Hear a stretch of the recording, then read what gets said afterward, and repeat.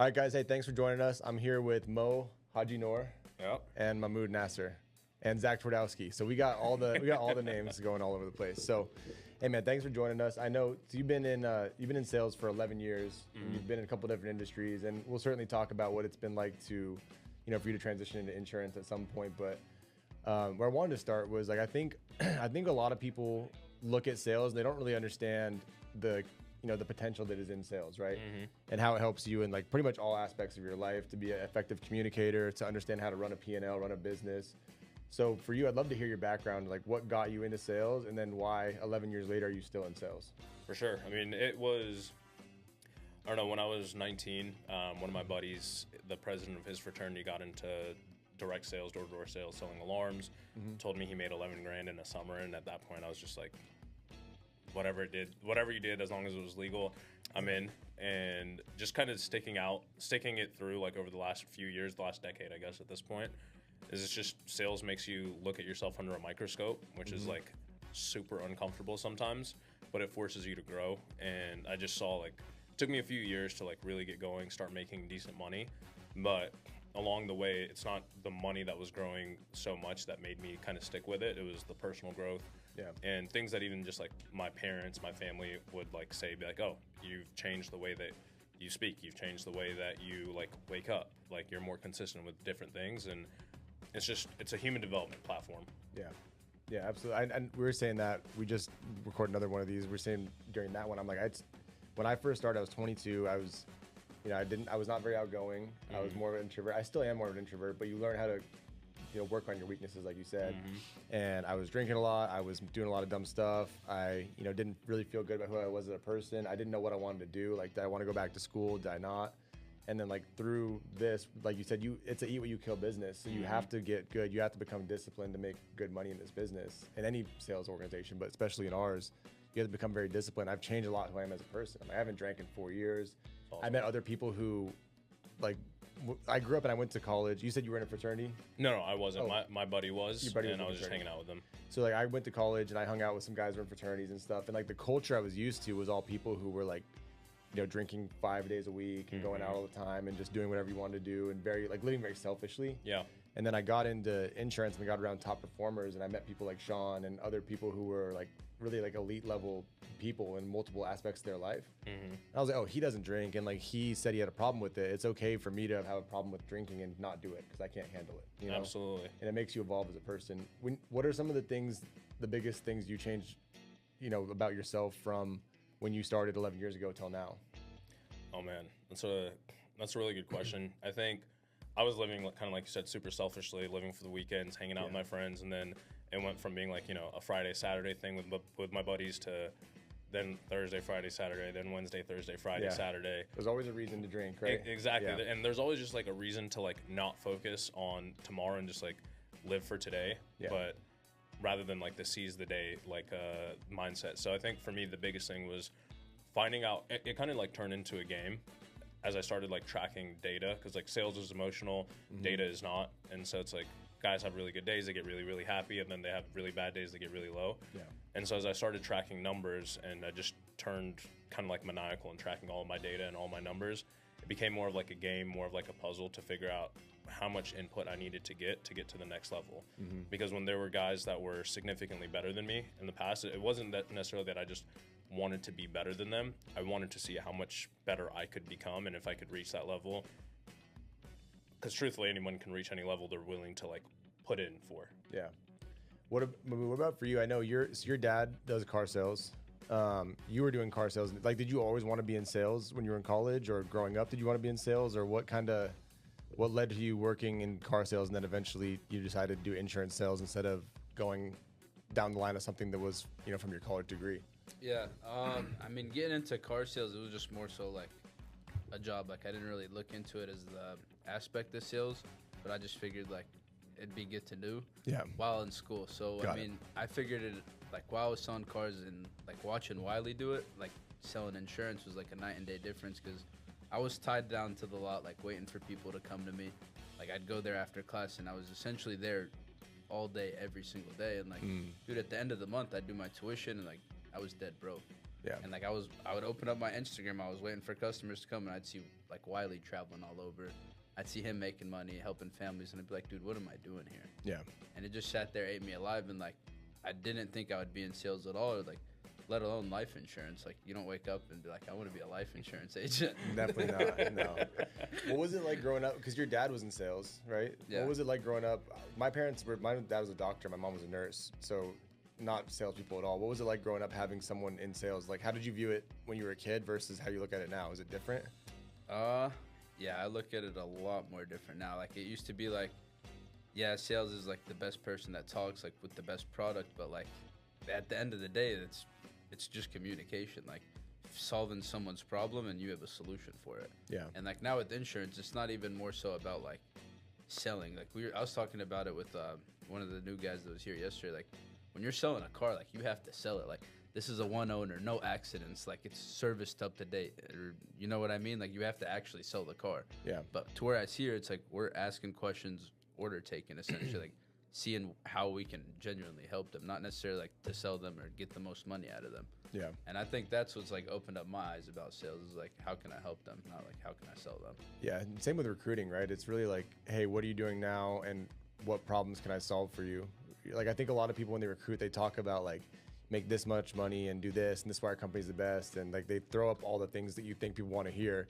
And when people get good at it, they go like, okay, what are you doing now? Like, is your goal to make more money, have more time with your family, build residual income? Like, what exactly are you looking to do? I have a family member who works at Amazon right now, and like she makes really good money, $300,000-$400,000 a year, but spends no time and always traveling. And there was a week where she was like Dallas to Seattle to Boston to Barcelona to back to Dallas in a week. And she has 2 little kids. So my conversation with her is not like, hey, can we get you to make $1 million a year? It's like, hey, if I can show you how to make exactly what you're making now, but you don't have to travel and you can work 40, 50 hours a week, would you do it? Of course I would do it. Okay, cool. Like she doesn't care what the vehicle is. She's like, that's possible. Sounds good. Let's talk about it. And then you can give the details after that, you know? Mo, for you, I think one of the things I've noticed when people come over from other sales, whether it's, you know, car sales or pest control or solar or any other type of real sales, is that like when they get here, they oversell because you're used to doing that and you're used to like explaining all the benefits. Have you noticed having to train your guys to, like Mahmoud said, just be more order takers, or like how do you view insurance sales process different than doing solar or, you know, alarm sales? Yeah, I think there's huge differences amongst the three. Like, you know, with alarms, it was a much more emotional sale. It's like the fear of loss necessarily, but they have a tangible product. And then we transition into solar, and solar is just more logic based, right? You're selling on value, not necessarily on like price, but also savings in there. And then I think here it's an emotional based sale. Yeah. But there's also, it's backed by so much logic without a tangible product. So it's kind of having to make that transition where it's not like, you don't want to like pressure anybody into making a decision that they then like regret and have the buyer's remorse, because they can cancel whenever they want. And then you start dealing with those chargebacks and things. And so watching the guys go from having just like, it's like a pound of pressure with feathers, you know, not like trying to be like the hard closers or anything, and just like kind of like the DMV voice, as everyone's been saying over the last few days, is just order takers. I'm not here to sell you anything. I'm just here to take your order. I mean, as morbid as it may sound, everybody's going to die at some point. That's guaranteed. So yeah, it's definitely been different. How different is the sales approach when you're working leads versus door knocking? Oh my gosh. Like the mentality of it, because I learned only on selling leads. So the mentality was like, they filled this out, they definitely want it. My job is just to not make them have any sales pressure, ask good questions, and get them to, and just basically fulfill the order. And I think when you're door knocking, like you can say that everyone needs this, but like you probably don't really believe it. Or even if you do believe it, it's hard to get your reps to believe it, because they're like, you're like, yeah, they definitely want solar. Like I've knocked on 10 doors and 9 people said no already.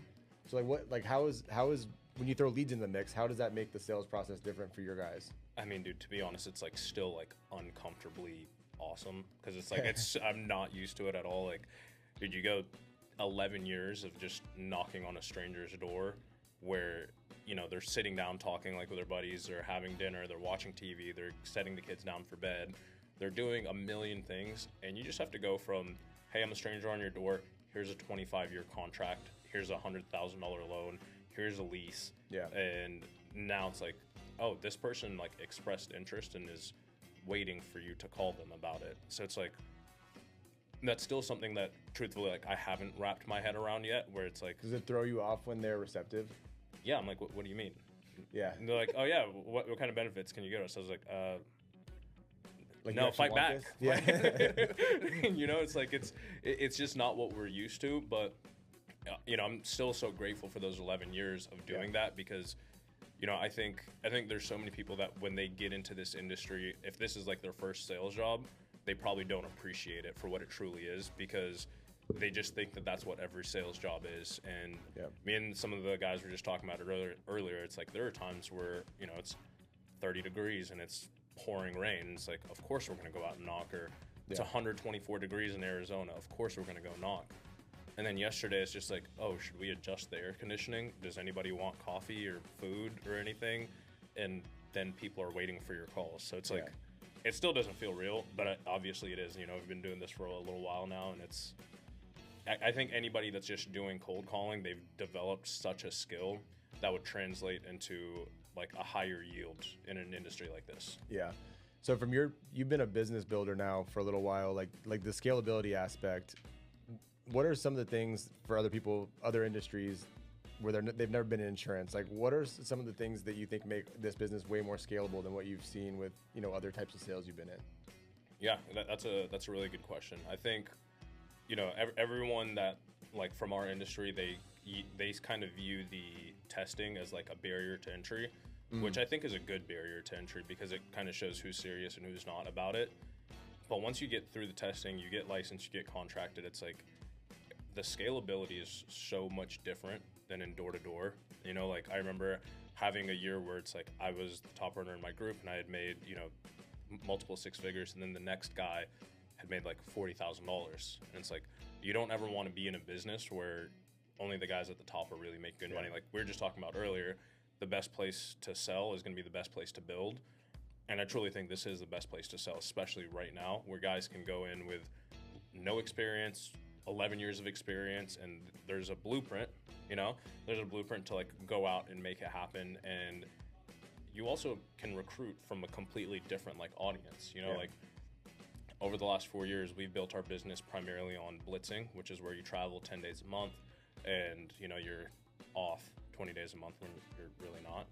But, you know, that type of travel starts to take a toll on relationships, starts to take a toll on your physical health, mental health. And it's like, I went from you can't be married and have kids. I mean, you could, but you really don't want to. Like, I have 2 young kids now, and you know, whenever I miss a week with them or a couple of days with them, I feel like it seems like they come back and they're so much bigger, you know, and I don't miss that much time. Yeah. And I think it'd be hard to recruit someone who's like 30 years old with a couple kids to do blitzes. Of course. But in this business, it's like the pitch can be like, hey, we can still help you make really good money and you can buy your time back. Exactly. It's like I think the time value money here is just so much better than anything else that I've seen. That's the biggest change, and Mahmoud was a big help with this. Like we went from doing in-home sales where it was the same as what you guys are dealing with, where we were doing a lot of traveling, and we would, you know, we'd leave. I'd wake up in the morning, work out. I'd leave my house at 7. I'd get home at 8 p.m. because I'd be going to appointments in person all day long. And then we would help guys like Mahmoud, but Mahmoud was one of the first ones that really helped us transition into virtual sales. What do you think? What do you think are a few things that really helped you be able to transition and want to make a change into virtual sales? Because dude, when you're making money doing something, it's hard to make changes. Like, you're making a few $100,000 a year and someone says, hey, we got to make a pivot. You're like, but I'm making a couple $100,000. I've never made this much money before. So like, why were you so willing to be like the tip of the spear on that, to transition us to virtual sales and just make sure it was going to work out? Yeah, dude, it was so hard and uncomfortable at first, because like all I knew was, like you said, go appointments. I would leave my house at 8 and I'd show back home at like 9, 10 p.m. So like, I was scared. That was like all I knew how to get my income. And then, dude, all it took was for me to just be like, dude, like, it's the same exact pitch. It's everything. Like, it's just over the phone. And one day I literally just, instead of calling and booking appointments, I was like, we're just going to sell them over the phone. And like, dude, I remember selling like 4 deals over the phone that day. And I was like, I'm never driving to And then like, there was one guy in Kentucky, in Richmond, like 30 minutes from Lexington. He's like, no, I'm not doing nothing over the phone. Come to my house and like, I'll be there. Solidified the appointment, drive 35 minutes, doesn't show up. And I was like, this is ghetto. I'm never gonna do that. But like, it was just like getting comfortable, getting uncomfortable. It's like once I saw that it was real, and like it made more sense. Like we were spending like 2 times the money on leads, and once you saw like the scalability of it, is like you can't have someone go out there and spend 2-3 G's a week on direct mail leads to go and sell insurance all day. You got girls that can't go out in the trenches, and like And once we made the switch, like it just made much more sense overall. And like the business has been a lot more profitable. We've grown a lot more, and it just makes much more sense. Like you can't pay me to go back out there. Even from a marketing aspect, dude. Like thinking of the cost to get leads local to be able to run. If we're in Austin right now, to get leads in Austin would probably cost us $40-50 a lead, right? We get the same ones by running state and nationwide campaigns for $5-6 a lead. How do you even compete with that? Like your marketing cost is literally a tiny percentage of what everyone else's is who are still running that same antiquated system. But it's like amazing for me to have people like Mahmoud who are willing to, and I'm like, hey, we really need to try to do this, and I'm not selling anymore. Like, can you do it? And then he's willing to do it to be, the person that kind of is like, hey, I'm going to be the leader on this movement. It's important to have people like that in your organization. Otherwise, you can never make changes and never pivot, 100%. And I think like one thing that about our industry that's interesting is the lead types change a lot. Like the people we market to change a lot. So no matter what's happening, like if interest rates go back to 2% and everyone's refinancing, like we'll probably do a lot more mortgage protection, right? But if it's like it is now, then we do a lot more veteran leads and IULs. So you can always pivot based on what the market's doing, and we just shift our focus. But we're targeting a couple 100 million people who don't have life insurance. It's a really big audience. We just figure out what small slice that we want to target. Whereas other sales, it's like you have a very specific audience you're targeting, and if one regulation changes or a company goes out of business, your whole platform's shot. And that's what always made me feel comfortable about insurance is it was very recession-proof, pandemic-proof. Like whatever happened, we just shifted who we marketed to. It's literally like the lowest startup cost because like I know I got in the industry broke. Like I had less than $1,500 to my name. Yeah. Straight up, and like Jackson was talking about to get like a guy out to a blitz and like a team to do that, like that cost over $10,000-$15,000 to get that rolling. Easy. Whereas here, someone can get licensed for enrolling for a couple $100. Yeah. We will provide them old leads. Like people, I'll tell them like someone has called this number before, but they never picked up once or twice, whatever. And like, dude, we have guys closing leads from that filled it out this morning, and like, dude, Joey sold 3 from July of last year. Crazy. And like one of those guys didn't give me his banking information. One of them told me to F off, and one of them never picked up. Yeah. It's like the beauty of leads and the business in general is like they don't expire.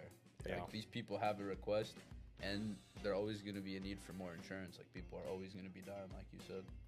When Mo, when you first started looking into insurance, so I guess go through like how you and Mahmoud met, and then and then like what you thought about the industry versus now that you've been in it for a little while, or in a little while, like a month. But like now that you've been in it, what are different than the way you perceived it? Yeah, definitely. I mean, I'll kind of start with how we got connected. It was probably like a year and a half ago, like maybe more than that, like October of 2023. He had just like hit me up, asked me what industry I was in, and I knew he was recruiting, but it's like I opened up my Instagram DMs, and all of my Instagram DMs was me recruiting people.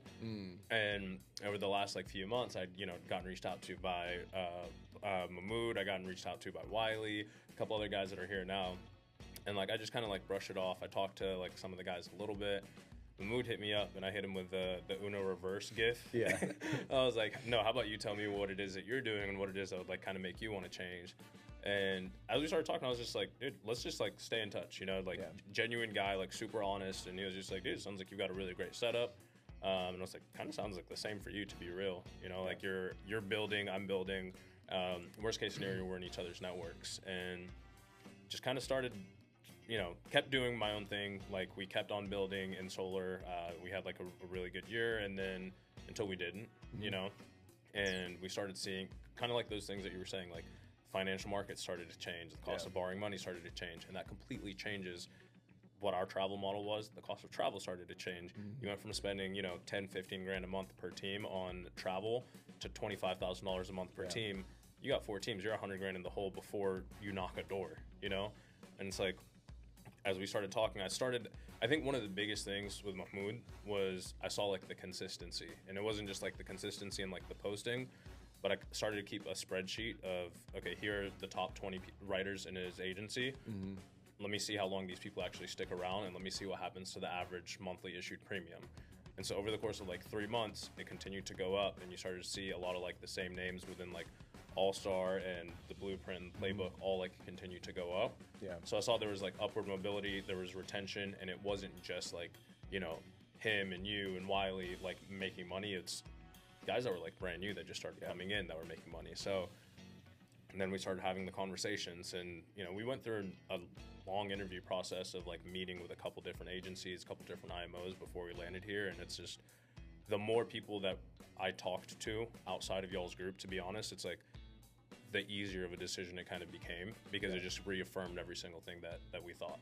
What was the biggest thing that stood out about like Mahmoud's group compared to the ones you talked to? Because I think we've always tried to be super careful about maintaining our culture and not like, I know that word gets bastardized a lot.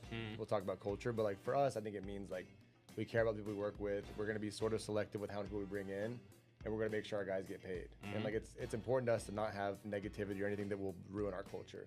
And we've gotten rid of people who've been bad for the culture on purpose, even if they're productive. We're like, you're out of here.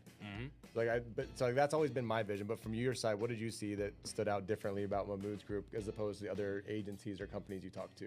For sure, that 100% that, because it's like every single like other agency that I talked to, other IMOs for the most part. Let me not say every single one. Yeah. But it was always telling me like, hey, this is like what you can do. This is what you can do. This is how much you can make. I'm like, hold on, I'm leaving an industry where I'm doing really well for myself, but my reps aren't making the kind of money that I wanted to see them make and have the kind of success that they wanted to. So our entire conversations just revolved around like how my reps were going to do, what it was that we were going to do. And it's like creating an actual like blueprint of a 30, 60, 90-day ramp-up period of coming over with the group and how it was that they were going to become successful. It wasn't just like, oh man, like we're going to build something great. You and I are going to do so well. We're going to make so much money. It's like, hey, like these guys, and it, dude, as he started like talking to the guys like one-on-one, being available for them while I was like, you know, figuring things out like on the business end for us, it's like you could see within y'all's group that it really is just like a speak softly, carry a big stick, and make sure that everybody that's around is eating. I kind of call it like the big table instead of the big plate mentality, and that's what I've loved the most. Yeah, and I think they've done a great job of maintaining that culture too, and that's kind of how we always were. It was like we don't necessarily want to be the flashiest, but we want. Like Mahmoud and I went to a meeting one time, and there was a bunch of people. It was a networking like paid event meeting, and they were going in the room and they were asking kind of people like, hey, like how much money do you have in your business accounts? And like we were so proud that all of our guys talked and they had a lot of money in their accounts. And then there was some other people there where like the main guy had a lot of money, but like everyone else was like broke. Yeah. But they like were broke wearing a Rolex, and I'm just like, that's so far against like. I know, and I'm just like, that's so far against everything we've ever taught. You know, and so I'd love Mahmoud you to talk about this, like.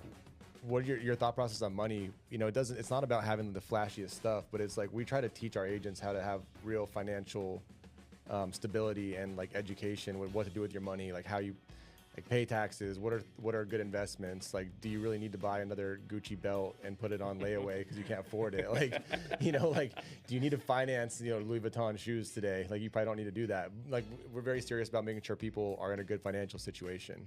100%. And I think like it just goes back to like the culture and like our guys just being genuine, because like, dude, money will make or break you. Like, I know for a fact you can, I can, Wiley can. Like, if we didn't want to show up to work for a few months, like our bills are paid, but like it's not about money at one point. It's about like the lives that we're impacting, whether it's our clients or our agents. And I think like all the money, like, dude, it's gonna come. Like the fancy cars, the nice houses, it will come. But you just gotta have that set, established foundation, just like we've established here. And I think like, dude, you've helped me get into real estate. Like that was uncomfortable as hell. Like I couldn't ask my dad for advice. They're like, yo, we're about to do a B&B compound. Like it costs $2 million. He looked at me like I was crazy. He was like, how much are you putting down? Like, dude, I think you can get an apartment with that. Like, are you sure? And I was like, you haven't done the things that like Zach has done, for example, Dad. And like, that's something that was like uncomfortable for me to do, but it was just like seeing the bigger vision and like seeing where my mentors are at and where I want to be at. Yeah. And I think a lot of people push their agents to buy stuff because it makes them work. Like I've heard that so many times in sales. People are like, hey, get your agents to buy a car that has a big payment so they have to work. And I'm like, dude, I'd rather have people be financially stable and then like develop into people that want to work because they enjoy the journey. You know, I think that's really important. The other thing you talked about is a book we both had read is Made in America by Sam Walton. Yeah. About Walmart. And I think Sean probably talked about this when you met with him, or maybe he did. He talks. That's like the Home Depot, the Walmart concept. Like a little bit of a lot is a lot. Oh yeah, he did talk about the Home Depot one. Yeah. Can you talk about that concept and like from your you're new at FFL, but that's like what our business is built on is like doing the best thing by the consumer or the best thing by the agent will eventually do really well for the company. That's what Sam Walton did. He built, he built stores, made everything really cheap. A lot of people would go to the stores. He'd make a lot of money eventually. Absolutely. How do you see the parallel with those two things with what we're doing here? Yeah, that was like one of the biggest things that drew me here as well. Is just as I talked to other places, what they would talk about is kind of like what I was saying. They're like, hey, this is how you're going to make so much money. We're not going to collapse the stack, and they kind of tried to like villainize the way that FFL pays reps at a higher comp.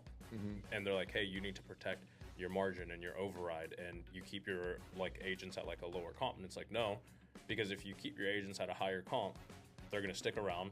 Everybody's going to want to come here. And would you rather have 50% of a grape or 10% of watermelon? Yeah. You get more fruit from the watermelon. And so it's like when I kind of saw the way that the plan worked over here, it's like this becomes the best place for anybody to sell, and I don't think there's any questions about it, whether it comes from comp, the bonuses, how everything's all done. Culture and everything aside, like when you just look at like the cold hard facts, it's like this is going to be the best place where the reps are going to make the most amount of money. And as a leader and as someone that's trying to build a business, that's where you want to build, is the place where you have that stability and profitability. And that doesn't come from trying to make the most amount of money in like one transaction. Kind of like you guys were talking about in real estate, it's one cookie now or two cookies later. Yeah, and that's the thing is like, I think a lot of people want to get their couple guys and like stop recruiting and let everyone else do all the work. And the way I've always viewed it is, as long as you keep bringing on new people and having new legs pop out, like you always be super profitable. And if I want Mahmoud to keep bringing on new legs, but I'm not doing it myself, why would he listen to me anymore? And why would he respect me as a leader anymore? Absolutely. Like he shouldn't if I'm not doing it. Yeah. So my thing has always been like, I'll keep, instead of always having to like tell him, if I just go like, hey, you should do this, and he sees me doing it, then he'll keep doing it, right? Absolutely. And I think a lot of people want to retire. I'm like, dude, I'm 29 years old. If I wasn't working every day, I don't know what I would do, but I get a lot of enjoyment out of doing stuff like this, talking to people, getting to work with agents. And it's like, I'm 29, I don't need to be retired right now. For sure. But if you do the things that you want your guys to do, then they'll follow the path, and it's not all about me making money. It's like, I want to make more money, I want to impact more people, and I also want to set the right example for Mahmoud, who will set the right example for you, right? Absolutely. I think as we started talking, and I noticed like he was like walking the walk as well. He's like, the highest average issued premium within the company, and it's like he's also leading from the front and going out and selling. And so it's like you can't tell someone to do something you're not willing to do yourself, and that's been pretty obvious within this whole group. Absolutely, and that's the other thing that's always been good for me. Like you got to spend time with Sean, who's the CEO of the company. Yeah, he's exited the company for a ton of money. And then I exit after him for money, not as much as him, but some money. And being able to work with him while he kept working still was good for me, because I was like, I have no excuse. Like he's still working. Yeah. Why would I not be working? And I think that's an important standard to set. Is like there's a lot more enjoyment in the journey than the destination. Yeah. I think when we get our agents and our people to fall in love with the process of sales, impacting people and working, and that's a lot better than just like being materialistic with everything at the end of the day. Absolutely. That's the biggest, is like seeing what it's done for the agents, like seeing Big Al buy a house, or like, dude, when I was talking to Tanner on his birthday, and I was like, he was at his first lock-in for his birthday, and I was like, dude, like, just turned 24, I think. I was like, what's your birthday wish this year? And he was like, if I can make 6 figures by the end of the year. And I was like, what if I told you like we can have that done within like 6 months? Yeah. Months? And he just had a big smile on his face and was like, let's do it. And Mo said something to me, he was like, my guys, and I was like, yeah, your guys are our guys now. Like, they're our guys, you know what I mean? And it was like, when we met up like the first time, it was like you're meeting buddies like you played Xbox with back in the past. You know what I mean? It was like, they're all great guys. Like we all have the same vision and we're all on the same mission. It was like, once they saw that, like, I didn't realize, like, more like CEOs and other companies, like, they don't really get down there with the guys. And like when people see that, it's huge. But like to us, it's normal. Like I know for a fact, like I'm no better than him or any other guys. Like we're all just as human. But like when people see that, like I didn't realize how common of a thing that is in like in any business really. Any company you see, any company you see doing really well, like that's the top level of leadership is willing to get their hands dirty. Like take out of our business, well, out of the distribution, at our convention, National Life Group was there and they were talking, right? And their company is the #1 IUL company in the country, and their CEO was talking at the convention. There was not at that conference, not like I love all of our carrier partners, but there was no other CEOs there. Yeah. You know, and we're their 4th biggest distributor, and with all the other carriers, we're their #1 distributor. But there was one CEO there, you know, and like that's why people like. And I just see it all the time. You're like people that do stuff like that, their companies grow like crazy. You see Dana White is always out there talking. UFC is huge, right? Like it's just in any industry you look at, the top little people to get their hands dirty, they grow their companies the fastest. And I think that's a great way to live and a great mantra to live by. So appreciate y'all doing this, man. Looking forward to seeing y'all crush it this year, and we're just getting started. Absolutely, just the beginning.